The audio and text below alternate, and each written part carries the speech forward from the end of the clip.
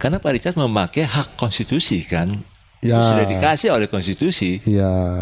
Jadi kenapa nggak dipakai hak itu? Dan ingin politik sehat. Nah, Kan itu politik yang sehat. kalau politik sehat berarti setiap manusia punya potensi untuk membangun. Ya. Ah, Dalam hal apa? dalam hal apa Ya, saja. 3 tadi yang saya bilang tuh. Ya. Inilah hatinya Tuhan yang ditugaskan kepada manusia, kebenaran, keadilan, dan kebajikan.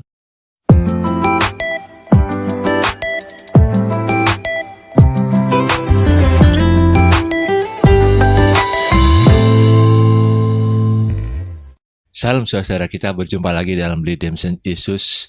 Karena firman Tuhan adalah pelita bagi kaki kita dan terang bagi jalan kita. Dengan firman Tuhan, kita harus bisa menggarami dunia. Dan saat ini saya bersama-sama dengan Pak Richard Pasaribu. Salam Pak Richard. Shalom. Pak Richard ini anggota Dewan Perwakilan Daerah Kepri, Kepulauan Riau, ya. Riau dari 2019 sampai 2024. 4, ya. Dan Pak Richard ini seorang yang saya kenal lama dan dia seorang yang punya integritas sebagai orang Kristen, sebagai anak Tuhan di tengah-tengah dunia politik. Dan kelihatannya ini kita mau bahas ini Pak Richard. Baik, tentang Banyak orang ini, orang Kristen pikir dunia politik ini ngeri ya. Tapi kayak menakutkan. Ini kayak apa ya?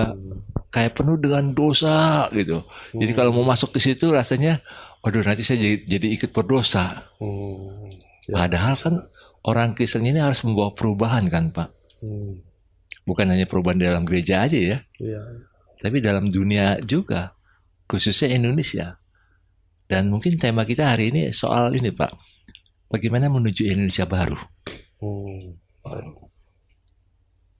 Karena untuk membuat Indonesia baru bukan hanya soal berdoa saja, Ya, betul. tapi harus ada dalam dunia politik, dunia buat undang-undang, Ya.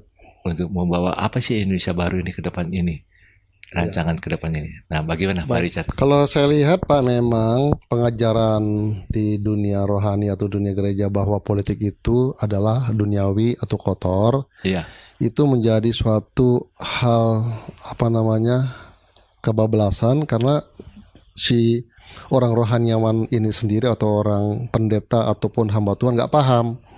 iya, Ya, dia pikir yang rohani itu adalah yang berhubungan dengan gereja, yang berhubungan dengan kebaktian, yang berhubungan dengan puji-pujian dan penyembahan. iya. Wah, kalau begitu berarti dunia rohani itu sekitar 2-5 jam seminggu, yaitu di gereja. Di gereja. Sisanya itu nggak ada hubungannya dengan dunia rohani, itu kan jadi kebablasan, ya kan? Betul. Sehingga menjadi suatu dikotomi bahwa kami adalah orang rohani, hamba Tuhan, pendeta. Kalian adalah orang non rohani. Terjadi suatu dikotomi benang merah. Jadi bagaimana kita bisa menerangkan dunia ini? Kalau terang itu hanya dikurung oleh para hamba Tuhan, pendeta, rohaniawan yang ada di dunia kerohanian, entah di gereja, Iya. entah di kebaktian, entah di persekutuan, di rumah-rumah, doa-doa. Iya, betul. Tapi di luar daripada itu gelap.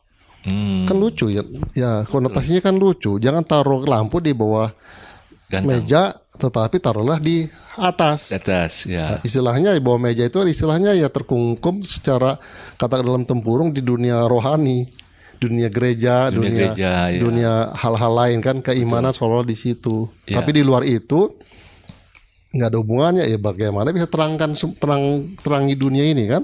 Nah, itulah pemikirannya. Jadi kalau saya melihat prinsip dan pengertian substansi politik adalah hal-hal yang berhubungan dengan kepentingan orang banyak. Nah, ini garis Itu sebetulnya garis bawahnya ya. Iya. Untuk kepentingan Orang banyak. orang banyak. Apakah seperti kota, Iya. ya, di negara, di masyarakat, di kampung, di desa, di suatu negeri, di suatu bangsa, itu sangat berkaitan dengan dunia politik. Nah, dunia politik ini sangat erat kayak koin yang berhubungan dengan kekuasaan. Iya. Nah, kekuasaan itu berhubungan dengan pemerintahan, kan gitu kan? Betul. Di pemerintahan sekarang, zaman dulu lain dengan zaman sekarang. Zaman dahulu pemerintahan ada dipegang oleh raja. Iya. Di situ dia pegang kekuasaan, di situ dia pegang sebagai hakim pemutus, di situ pemegang sebagai wakil rakyat, Bahkan wakil Tuhan juga. wakil Tuhan juga ya. Ada yang ya seperti itu juga gitu sih. Mungkin DPT lah, Dewan Perwakilan Tuhan kali ya, bukan DPR, Dewan Perwakilan Rakyat mungkin maksudnya Pandi itu kan. Jadi ini ya kebablasannya di situ. Sehingga saya lihat juga orang-orang Kristen yang di dalam politik masuk dalam pengertian ini, sehingga di dalam dunia politik adalah hal-hal yang berhubungan dengan kepentingan dia, ya, dengan kemanfaatan dia, aji mumpung dia, kenikmatan dia, sehingga dalam mana yang menerangi dunia itu, di dalam dunia politik ini dia pun nggak ngeh, ya kan? Jadi dia pun nggak merasa bertanggung jawab dalam hal itu kan? Betul. Nah, ya inilah. Jadi kalau saya percaya keimanan kita kepada Tuhan, bahwa Tuhan itu sangat erat berhubungan dengan hal-hal yang namanya kebenaran, keadilan, dan kasih. Betul. Atau kebajikan. Yeah. Jadi kalau kita lihat hal ini, ya Tuhan punya concern di dalam dunia ini. Nah, kalau didalamakan bahwa politik itu duniawi atau banyak hal-hal dosa atau apa, sebetulnya bukan politiknya, dunianya. Iya, perilaku. Bukan politiknya, dunianya. Ya. Dunia ini kan tempat lemparan roh jahat, setan dengan pengikutnya. Bumi ini, betul. Dikuasai oleh mereka ini, kuasa si jahat. Ya jadi gelap lah semua. Termasuk di dalam keluarga terjadi juga dunia kegelapan. Sampai terjadi pembunuhan. Ya kan, di dunia kerja, di dunia usaha, di dunia pelayanan pun juga bisa terjadi pembunuhan. Betul. Iya kan, betul. Antara pelayan sama pelayan bisa bunuh-bunuhan. Betul, ya kan? Betul. Sebelah sana sebelah sini kan. Betul. Jadi bukan masalah politiknya yang dosa ataupun duniawi. Ya kembali Pak Adi tadi bilang, ya manusia yang sudah dikuasai oleh dosa, dan pemimpin centengnya ataupun yang menguasai dunia bumi ini adalah iblis. Betul. Kan itu kan di firman Tuhan. Betul. Dan ini makanya orang Kristen bukan hanya terpanggil dalam gereja saja ya, tapi harus ke dalam dunia. Ya, betul. Yang memang harus menggarami dunia, menerangi dunia ini. Betul. Walaupun harus sendirian atau apa, tapi tetap harus menggarami. Ya. Saya ingat dalam sejarah Indonesia ini kayak tahun 45 itu kan ada beberapa tokoh-tokoh Kristen yang memang kita kagumi, kayak misalnya Maramis, Ratu Harahari, ya. Lemena kan sampai pernah menjadi kayak dalam tanda kutip presiden. Karena dipercaya sama Soekarno pada waktu itu. Ya, menjabat berapa menteri ya. Jabatannya. Iya, jadi kan sebenarnya tokoh-tokoh Kristen waktu itu tuh luar biasa. Termasuk yang kita kenal itu C.B. Simatupang. Legend C.B. Simatupang, dia punya hati yang betul-betul orang gereja, tapi betul-betul menggarami dunia politik dan dunia militer. Iya. Dan ini yang justru kita butuh, ada orang-orang yang harus bangkit. Ya, setuju lah. Saya sih berdoa supaya Pak Richard juga salah satu yang dipakai Tuhan. Ya, saya siap, harus. Bapak siap ya? Ya maksudnya saya masuk ke politik siap untuk dipakai Tuhan. Oh iya. Bukan siap untuk saya pakai Tuhan, bukan. Lain ya. Bukan. Tuhan pakai saya. Tuhan pakai Pak Richard, bukan Tuhan. Bukan saya pakai Tuhan, pakai bukan. Tuhan, bukan. Jangan gitu ya. Ya janganlah. Walaupun itu beda-beda tipis ya. Ya beda-beda tipis lah. Beda-beda tapi tipis. Kita bisa tahu, ini rohnya kesini nih ya. Kita kan bisa ngelihat kan. Ujung-ujungnya duit ya. Ujungnya duit, ujungnya kepentingan dia, ya kan? Dia. Bukan kepentingan banyak orang. Ya politik itu kan kepentingan banyak orang. Ya. Itu substansi politik. Substansi politik kepentingan banyak orang. Ya. Walaupun saat ini banyak kan orang-orang yang bermain politik itu untuk kelompoknya, Pak.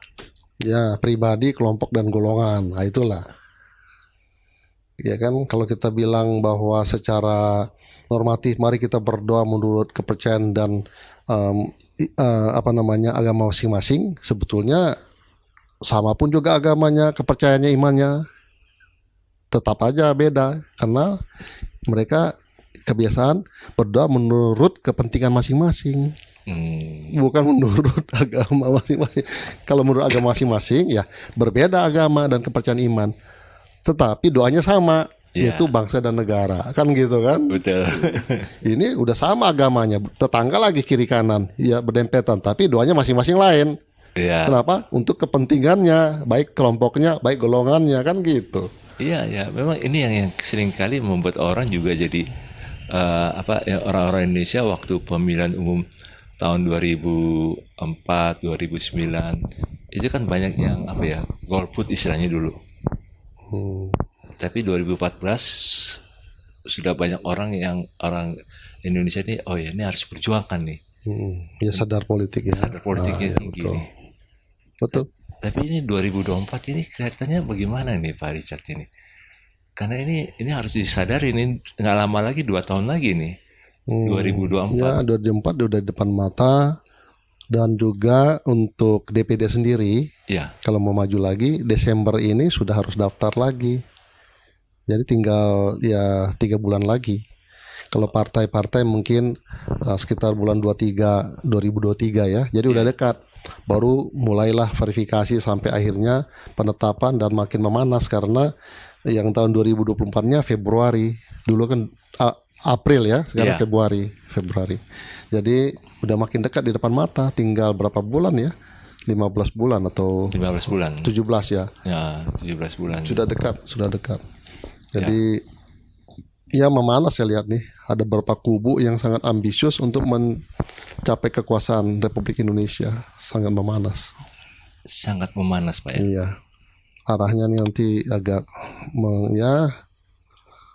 saya lihat ada bahayanya terjadi hal-hal yang tidak diperkenankan lah, dalam arti mungkin nggak bisa jalan ya, perpolitikan ini stagnan. Apakah akan terjadi seperti tahun 98? Ya kayaknya perbuatan kekuasaan ini memang saya khawatirnya kepentingannya ini sangat kuat, bahwa sekarang giliran saya harus berkuasa. Nah, jadi suatu ambisi yang sangat intens ingin berkuasa. 2024 ini kayaknya puncak. 2014 sudah mulai kelihatan, 2019 memanas agak hangat, 2024 kayaknya puncak ini. Saya melihat ya. Jadi ini puncak dari satu konflik yang selama ini ada dari 2014, 2019, sekarang 2024. Ya, dan belum lagi kepentingan luar loh. Ini punya kepentingan luar. Apakah ini karena kepentingan politik identitas sama politik non-identitas? Campur itu. Politik identitas masuk secara masif supaya memegang kekuasaan. 2014 gagal, 2019 gagal, 2004 harus dapat. Kepentingan elit tertentu. Ya, mungkin koalisi atau apa. Ya ini semua puncaknya nanti di 2024 ini. Bagi saya melihatnya begitu ya. Bapak kan Bapak yang sudah tahu bagaimana atmosfernya di Senayan ya. Saya melihat.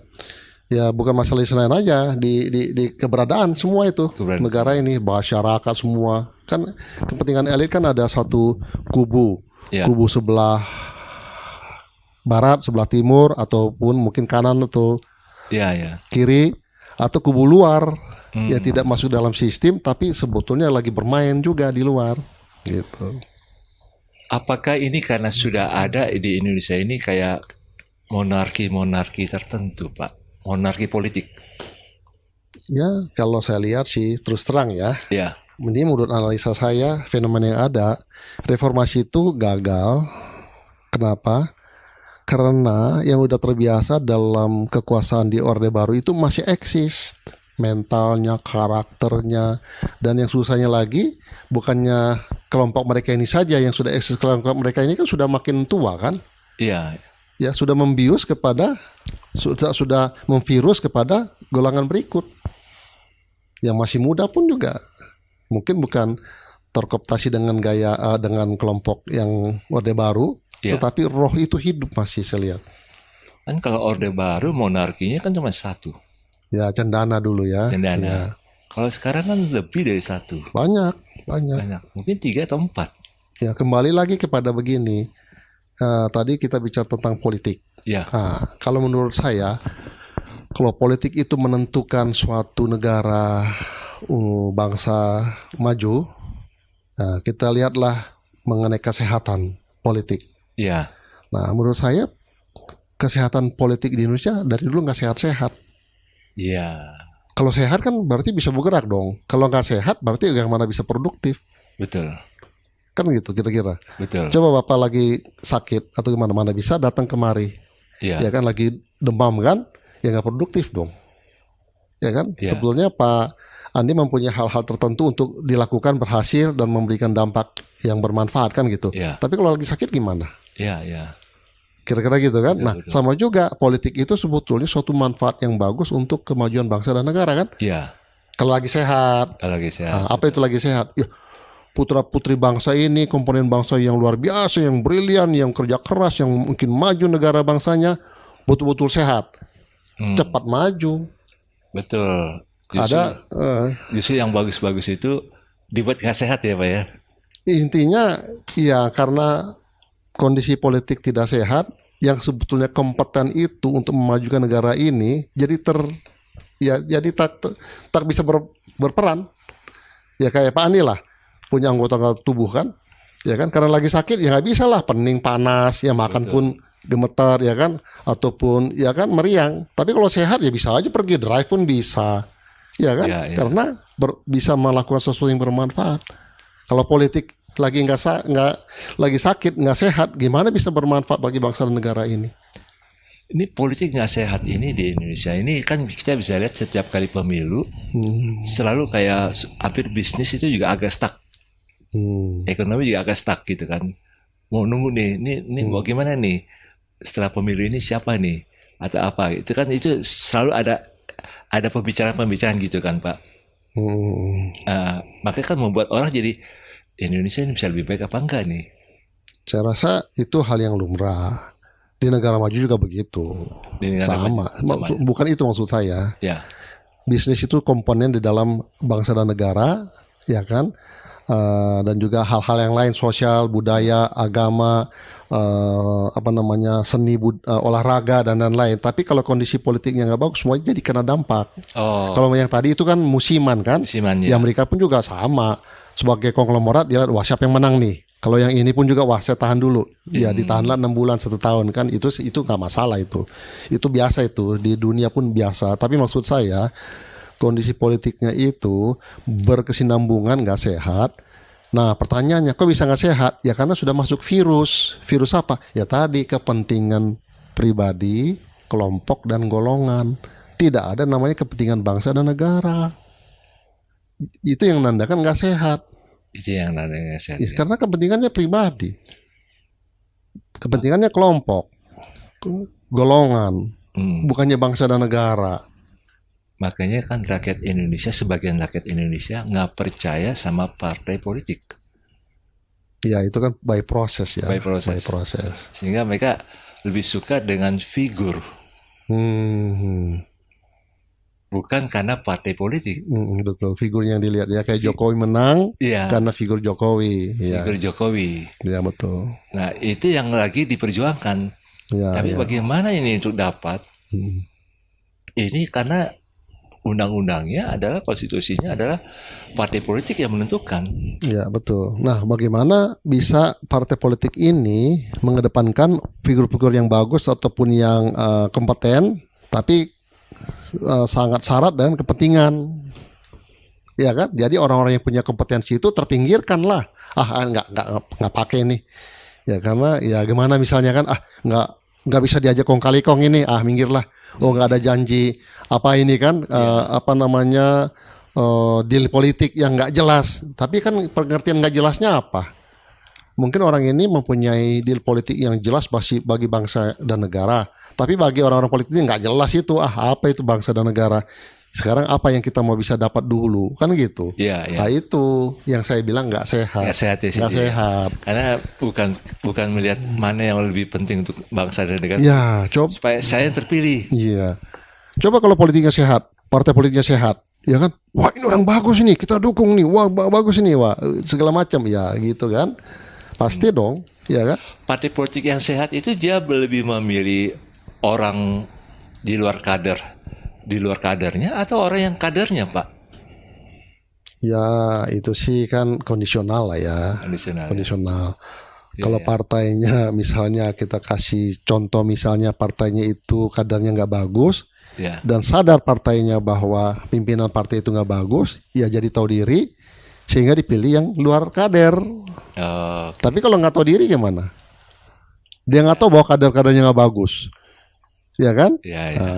Atau bisa aja dipakai kader yang bagus tapi hanya azas manfaat. Ya. Bukan, sorry, dipakai non kader yang bagus tapi azas manfaat. Atau dipakai non kader yang populer, misalnya bintang film, penyanyi, ya kan? Kan ke situ juga akhirnya kan. Kan udah ada, ya kan? Sudah ada masanya. Ya, bukan masalah ini, bukan masalah visi-visi bangsa dan negara, ya kan? Ya, itu juga Bukan. agak ini juga ya. Iya, tapi boleh juga dong bintang film penyanyi hebat, boleh lah. Boleh lah. Karena bukan otomatis tidak baik, Iya. ya kan? Tetapi kan harus dites dulu. Dia mampu nggak? Iya, Ada bukan hanya pasti. sekedar popularitas. Iya, iya. Ya kan? Kayak di Amerika kan kayak Ronald Reagan bintang film. Iya, nggak masalah. Nggak masalah dan dia cukup bagus. Tapi saya yakin mungkin nggak begitu. Partai politik nggak peduli. Yang peduli adalah popularitas, dapat suara, dapat kursi dan lain-lain, kan gitu aja. Yang saya lihat ya. Iya, iya, iya. Tapi kalau misalnya terbukti tidak, ya kita harus mempunyai kajian lah. Oh ini enggak, ada bintang film penyanyi yang bagus-bagus, sebetulnya bagus-bagus, ya silakan kita kaji dong, ya kan? Betul. Kita betul. kaji secara objektif, itu nggak masalah. Jadi nggak sehatnya karena orang-orang baik tapi nggak mendatangkan keuntungan bagi tokoh-tokoh tertentu dalam kelompoknya, itu langsung disingkirkan aja ya Pak ya. Ya istilah tadi, ini nggak pakai nih, nggak terlalu menarik ini, kan gitu. Karena kan saya bilang tadi perpolitikannya nggak sehat. Iya, Kalau perpolitikan sehat begini, oh bagaimana partai kita bisa berperan membangun bangsa dan negara ini? Oh kita butuh kader-kader yang bagus ataupun orang-orang yang bagus. Oh itu bagus, oke kita tarik, kita dekati, kita berinteraksi, berdiskusi, mengkaji bersama. Wah punya gagasan yang bagus, kan jadi bagus kan? Itu yang namanya sehat. Iya, iya. Kan gitu kan. Oh Indonesia perlu terobosan seperti ini. Oh iya potensi ini kenapa kita nggak garap? Oh begini, oh gini ini masalah oh gini. Oh ya seru kan. Jadi ruh semangat itu untuk membangun bangsa negara ini hidup. Betul. Ya tapi bagaimana kita bilang hidup kalau lagi nggak sehat? Betul. Iya kan nggak sehat. Begitu bicara itu, capek deh. Ya, kenapa? Ya karena nggak sehat. Betul kan? Betul, betul. Apa yang dimaksud tidak sehat? Karena perpolitikan kita ini tidak memikirkan bangsa dan negara, kepentingan orang banyak. Bangsa ini kepikirannya tadi pribadi, kelompok dan golongan. Kembali lagi ke laptop, putar-putar di situ. Itu analisa saya, fenomena ya. Oh begini, oh begini. Oh Ya kan jelas Pak di DKI lah Pak, nggak usah jauh-jauh lah Pak. Yang orang bagus, akhirnya dicari-cari kesalahan, ada kelemahannya. Ya, itu tadi ke golongan. Golongan agama tertentu. Ya. Ya, itu kan tadi pribadi, yaitu individu. Kelompok, misalnya istri, anak, saudara, family, kawan, geng. Ya. Kelompok kan lebih kecil. Ya. Kalau golongan lebih besar. Apa? Golongan partai. Ya. Ya kan, golongan apa lagi? Suku. Golongan apa lagi? Agama. Ya. Kan itu, apalagi golongan etnis. Betul. Apalagi? Ya kan tadi apa tuh pribadi, kelompok dan golongan. Ya. Kalau pribadi ya dia sendiri. Betul. Ya mungkin untuk istri anaknya termasuk pribadi dia lah ya. Ya. Tapi kan nanti ada keluarga yang lebih luas lagi, Ya. atau marganya yang lebih luas lagi, atau suku yang lebih luas lagi. Itu ada kelompok. Ya kan? Ada lagi yang lebih luas lagi. Akhirnya lebih itu ada namanya lebih meluas lagi lah gitu ya. Jadi bagaimana bisa sehat kalau politik ini? Padahal kita bicara semuanya bangsa negara loh, yaitu Indonesia. Yang ada di desa, yang ada di kecamatan, yang ada di kota, kabupaten, provinsi, dan juga seluruh Nusantara. Konteksnya kan bangsa dan negara. Ya. Jadi apa sih yang harus dibuat oleh orang Kristen untuk bisa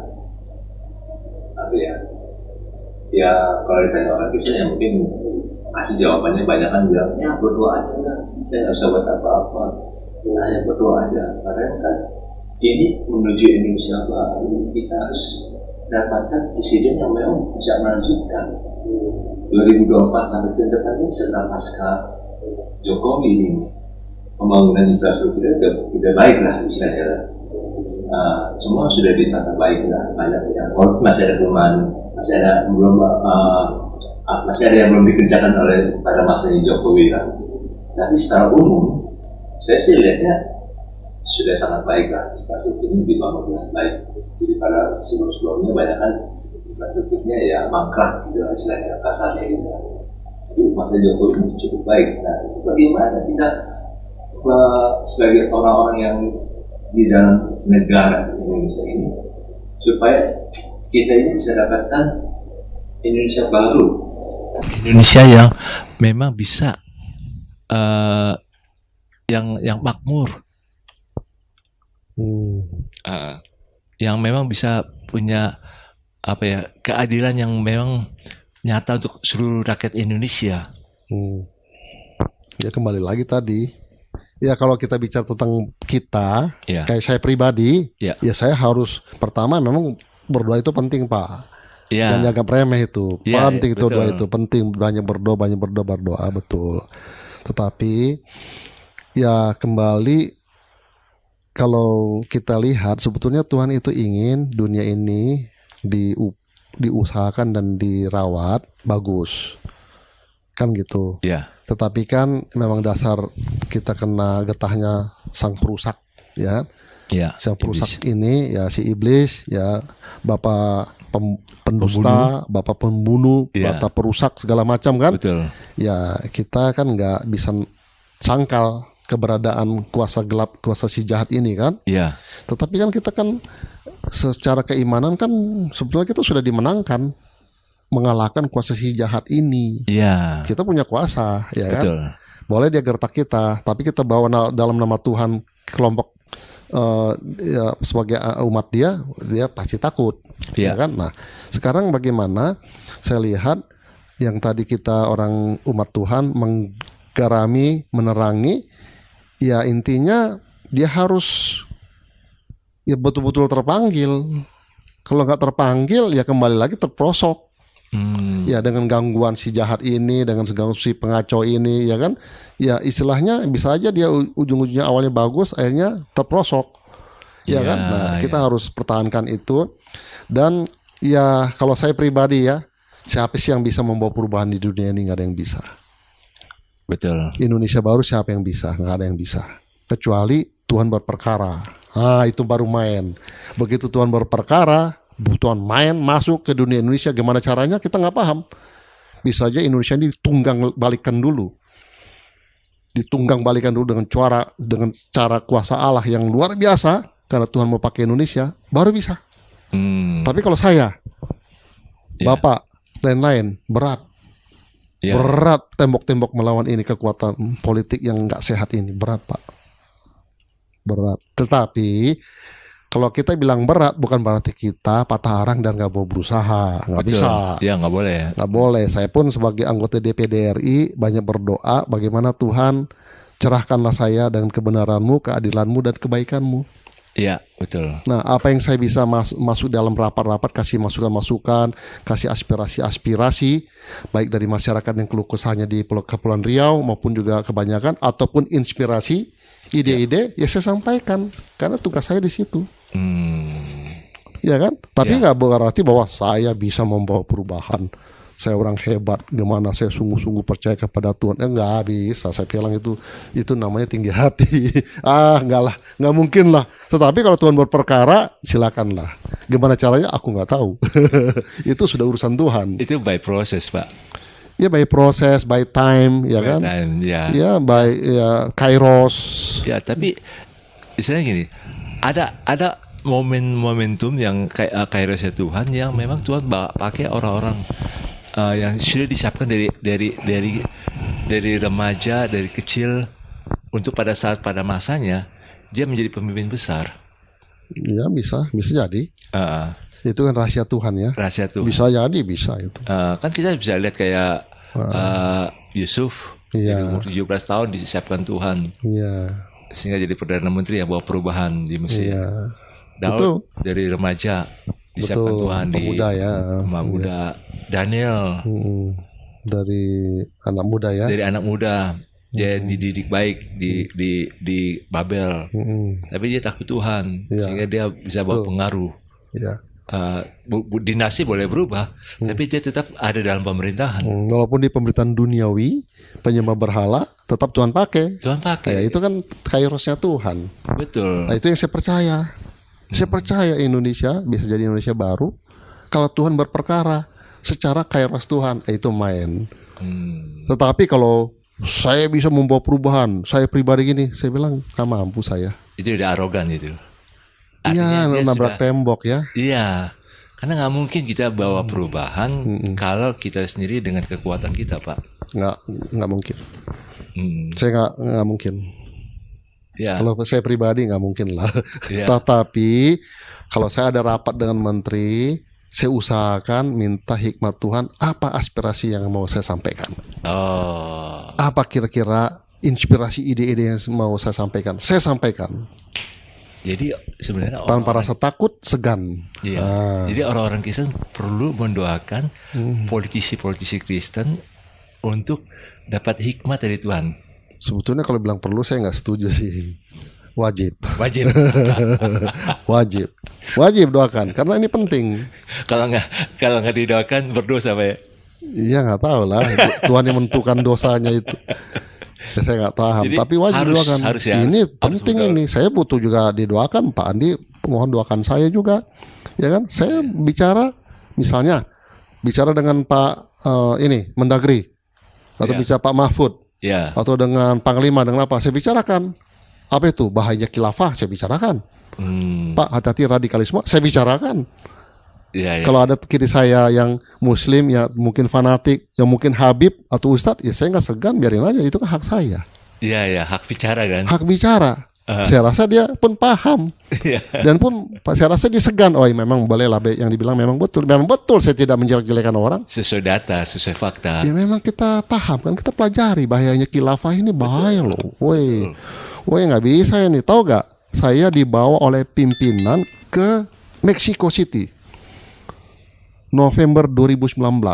Iya. Acara MIKTA. MIKTA itu singkatan dari sempalan dari G20. Oh. G20 kan 20 negara. Iya, iya. MIKTA itu 5 negara, Iya, ya. yaitu Meksiko, Indonesia, Korea, Turki, sama Australia. MIKTA namanya. Oh, Dia middle. beda. Ya, ranking 1 sampai ranking 20, tengah-tengahnya ini MIKTA. Mikta. Meksiko, Indonesia, Korea, Turki, Turki. Australia. Ya. Salah satu acara itu ada 2-3 hari. Kami diminta oleh Turki untuk bilateral. Oh. Jadi ketua DPR Turki sama pimpinan kami ada 4 orang, mereka ada 4 orang juga, Ya. bicara 1,5 jam bilateral. Bilateral maksudnya 2 aja, Dua- Indonesia dua- Turki. Setengah jam dia peringatin bahayanya radikalisme untuk membangun khilafah di Indonesia. Turki loh, Oh ya. Turki ngomong begitu. Padahal kan presidennya terkenal. Ya, terkeran. Memang dia Muslim, Ya. yang tokoh Muslim dunia. Ya. Tapi begitu bicara tentang khilafah, no. Kenapa? Turki adalah Turki. Ya. Nah, gitu kan? Ya. Bangsa Turki adalah Turki, negara Turki adalah Turki. Ya. Jadi yang namanya ide khilafah itu, ya kan? No.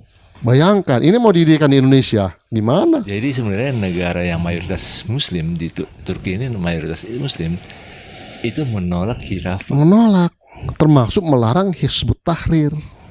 Hizbut Tahrir di Mesir dilarang, di Turki dilarang, di Syria, Yordania, mungkin juga Lebanon ya, terus Pakistan juga, Irak juga dilarang, Pak.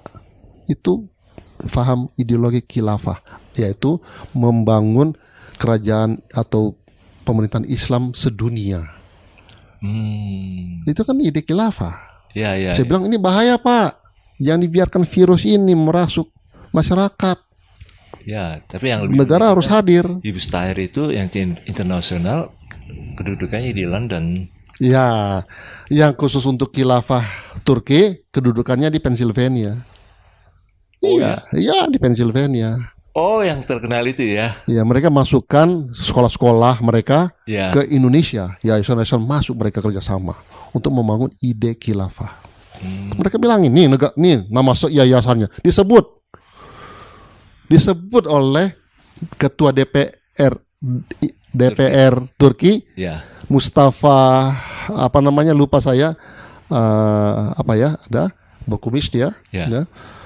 agak gagah dan elegan, disebut nama yayasan itu di Indonesia. Ada di Kalimantan, ada di Jawa, ada di Sumatera, ada di NTB. Jadi mereka sudah tahu data. kasih warning. Warning, hati-hati. Ini nih, gerakan khilafah. Bibit-bibitnya sudah ada di Indonesia. Ini saya bawa dalam rapat kerja bersama Menteri Dalam Negeri Pak Tito. Hati-hati Pak, ini ada Pak. Ya. Maksudnya begini, fenomena saya paham bahwa rekan-rekan saya, sahabat-sahabat saya yang di politik, Ya. apakah DPR RI, DPD RI, segan mengutarakan hal ini. Kalau saya nggak segan. Kenapa? Ini bicara tentang NKRI, Dos. Hati-hati, ini kepentingan negara. Kenapa? Ya karena saya punya keyakinan saya harus berperan. Iya. Ini bukan anti agama, bukan. Ini kan bukan bicara ini, tapi NKRI yang harus tetap berkelanjutan. Karena kalau khilafah ini masuk dan makin menguat, masuk sampai 60%, 70%, tinggal nunggu bubar NKRI. Iya. Saya bilang juga, saya di kampung saya sana Tanah Batak merdeka, nggak mau ikut, nggak mungkin. Betul. Ya kan, saya udah bilang juga, Pak, kita kan ingat 22 Juni 1945 ada Piagam Jakarta, 7 kata itu, sepakat Bapak dan Ibu bangsa, hapus. Iya. Tidak ada itu lagi yang namanya syariat-syariat itu, ya kan? Betul kan? Betul. Terus sekarang mau jadi khilafah kan setback lah 76 tahun. Bahkan Bung Hatta sendiri yang dari Padang aja juga setuju itu dihapus 7 kata. Itu kan bapak bangsa kita. Bapak bangsa kita itu. Itu salah satu. Iya. Jadi saya sayangkan sekali kalau rekan-rekan kita yang Kristen tidak mau mengangkat hal ini ataupun terjadi diskriminasi, apa kita angkat. Nggak usah ragu, nggak usah segan. Karena itu hak konstitusi kita. Ya ini kan kita kan ada mikrofon. Itu yang harus dipakai. Sayang kalau nggak dipakai, ya kan? Media sosial juga. Mereka paham. Iya. Mereka paham, ya, yang non Kristen, yang namanya mayoritas Muslim, paham kenapa kita menyampaikan hal itu. Mereka orang-orang punya nurani kok. Mereka justru makin respect. Orang yang berani mereka respect. Memang benar. Iya, memang benar gitu kan. Termasuk diskriminasi pembangunan IMB gereja. Iya. Ya kita utarakan kenapa, ya kan? Betul. Saya sampaikan juga masalah pendidikan agama Kristen kok langka di Kepri. Ini nggak ya. boleh Pak. Ya. Bahaya nih Pak. Bagaimana nanti, ya kan? Ya. Ya saya utarakan. Mungkin rekan-rekan yang lain segan, sensitif kali bicarakan ini. Ya itu kenapa? Saya nggak paham. Saya nggak boleh, ya kan? Sesama biskota tidak boleh mendahului. Ya kalau dia nggak mau bicara itu ya salah sendiri. Iya. Ya dikasih corong. Karena Pak Richard memakai hak konstitusi kan. Ya. Itu sudah dikasih oleh konstitusi. Ya. Jadi kenapa nggak dipakai hak itu? Dan ingin politik sehat. Kan itu politik yang sehat. Kalau politik sehat berarti setiap manusia punya potensi untuk membangun. Ya. Dalam hal apa? Dalam hal apa? Ya, 3 tadi yang saya bilang tuh. Ya. Inilah hatinya Tuhan yang ditugaskan kepada manusia, kebenaran, keadilan, dan kebajikan. Ya. Jadi bukan karena dipermasalahkan agamanya, sukunya. Ya, kalau soal agama kan Tuhan nggak terlalu pusing. Apa Tuhan pusing dengan agama? Kira-kira. Nanti di surga ditanya gak, kamu agamanya apa? Ada gak pertanyaan gitu? Ya nggak ada. Ya Pak Andi yang ngajarin saya. Pak Andi kan pendeta. Nanti ditanya, kenalkah aku juru selamatmu, penebus Yesus Kristus yang sudah kuserahkan hidupku di kayu salib? Iya. Ya kan? Terus dibuka, malaikat buka, wah nggak ada apa di buku kehidupan, out, langsung dilempar. Iya, walaupun ibadahnya banyak. Ke alam maut. Iya, walaupun ibadahnya banyak ya. Iya, bukan bicara tentang ibadah. Iya. Ini bicara ditebus oleh Yesus Kristus. Iya. Tebus Pak. Weh, kalau saya bilang ditebus, aduh Tuhan, baiknya sekali Engkau Tuhan. Betul Pak. Saya hebat-hebatnya saya di dunia ini Pak. Saya lahir misalnya orang tua saya udah kaya raya. Saya lahir dengan otak jenius. Umur 3 tahun saya udah bisa masuk SD.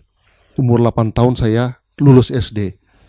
Umur 11 tahun lulus SMP misalnya kan. Ya. Akhirnya saya kuliah. Umur 18 saya udah S1. Karena jeniusnya Pak, umur 23 saya sudah doktor. Nah, Ya kan? Lalu saya terusin lagi bisnis orang tua saya. Ya kan? Genius, bisa mimpin. Orang tua saya punya misalnya 100 triliun. Karena saya jenius, orang tua saya bilang bagus kamu, ya kan? Gara-gara saya membantu bisnis bisa jadi 200 triliun. ya. Terus menikahlah umur 25 lah, ya kan? Terus udah itu saya masuklah dunia bintang film. Terkenal. Ya kan? Saya masuklah dunia nyanyi, bisa nyanyi. Udah penyanyi terkenal, bintang film terkenal, penglomerat terkenal, Multi talent lah di sana. multi talent, semuanya sempurna. Meninggallah saya umur 90. Gimana kira-kira? Cukup bagus kan? Anak cucu banyak. Ya, Betul kan? betul. Luar biasa gak? Lah, luar biasa. Tetapi ke alam maut dan ke neraka selama-lamanya. Mana? 90 tahun nggak ada gunanya. Eh? 90 tahun nggak ada gunanya ya. Ya, taruhlah berguna bagi dia 90 tahun. Itu yang namanya dunia fana. Dunia Ya, fana. oke, selesailah sudah. Kita angkat jempol gak? Betul. Bintang film terkenal, mengalahkan bintang film dunia. Penyanyi, suaranya bagus. Masuk Senayan deh 4 periode ya. Terus dia itu konglomerat lagi. Ya kan? Ya entah politisi lagi, lulus lagi, entah apalah ya, mungkin jadi gubernur lagi. Ya mungkin jadi presiden kira-kira lah ya. Kita tambah lah ya. Sudah semua dia pegang lah, oke? Tapi nggak kenal Tuhan Yesus. Nggak kenal tebusan darahnya. Terus dilihat nggak ada di buku kehidupan. Jadi gimana? Ya nyahlah, masuk alam maut selama-lamanya. Selama. Ngeri gak? Ngeri loh. Betul Pak. Mending dong lahir banyak lalat hitam segala macam hijau, ya kan? Dijilatin lah bayi ini. Miskin kali dan papa, mama lagi. Miskin papa dan miskin mama kan? Ya kan? Akhirnya dia hidup sangat miskin melarat, tapi dipercaya Tuhan Yesus, engkaulah peganganku, ampunilah dosaku. Meninggallah dia umur 75-80, taruhlah ya, menderita hidupnya. Terus diterima di Taman Firdaus surga selama-lamanya. Yang mana yang lebih enak kira-kira? Ayo, logiknya aja coba, logika. Ada penebusan Yesus ya. Ya itu makanya Tuhan Yesus nggak lihat agamanya. Betul Pak. Ya kalau KTP-nya kebetulan agama lain, tapi dia betul sudah terima Tuhan, terima kasih atas tebusanmu, terima kasih engkau juru selamatku, penebusku. Ya Tuhan hapus dosa kita, asal mengaku Iya, dosanya dihapus dan namanya ditulis di buku kehidupan. kehidupan. Dan itu jaminan untuk masuk surga. Jaminan itu Pak. Betul. Kecuali Alkitab itu bohong. Ya. Ya bisa lah bohong. Tapi buktikan dulu bahwa itu bohong. Iya dong. Kalau nggak bisa buktikan jangan bilang bohong senak perut. Jadi Pak Richard, dong. message Pak Richard ini adalah sekalipun dapat kedudukan yang terhormat dalam dunia ini, tapi kalau nggak terima Yesus, Iya itu kan sudah itu kan. ya Apa? nasibnya pasti Iya. neraka gitu lah. Iya. Iya.